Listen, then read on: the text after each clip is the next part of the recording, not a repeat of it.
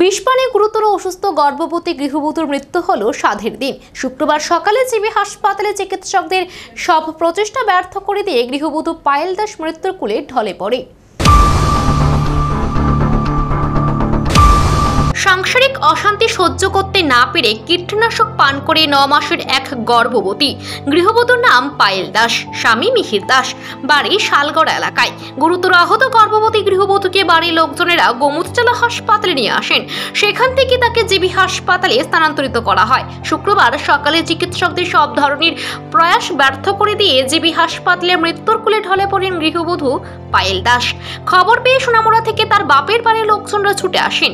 এই দিন জিবি হাসপাতালে মৃত পায়েল দাসের পিতা সুশান্ত দাস জানান, তার আসল বাড়ি উদয়পুরের 12 ভাইয়া এলাকায়, কিন্তু কাজের সুবিধার জন্য তিনি সোনামুড়ায় ভাড়া থাকেন।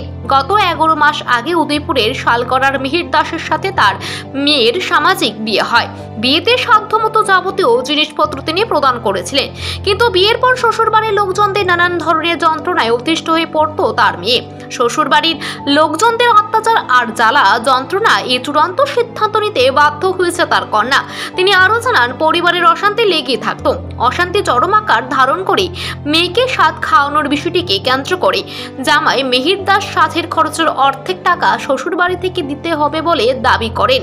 এই নিয়েই অশান্তির সূত্রপাত। এর প্রতিবাদ জানান গৃহবধূ 9 মাসের সন্তান সম্ভবা পায়েল দাস। পরে সে বাড়িতে রাখা কীটনাশক ওষুধ পান করে বলে জানান তার পিতা।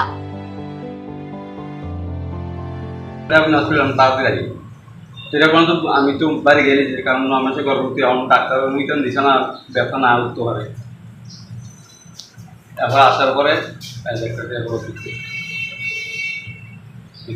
কিন্তু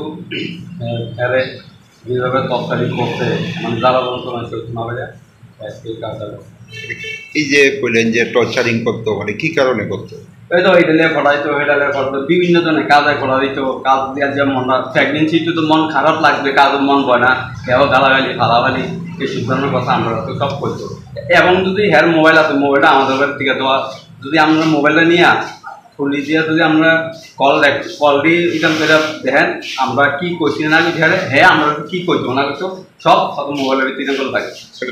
এই দিন জিবি হাসপাতাল থেকে ময়নাতদন্তের পর গৃহবধূর নিথর দেহ পরিবার পরিজনদের হাতে তুলে দেওয়া হয়। এই ঘটনায় শালগড়া এলাকার শোকের ছায়া নেমে আসে। Bureau report, Asian Times news.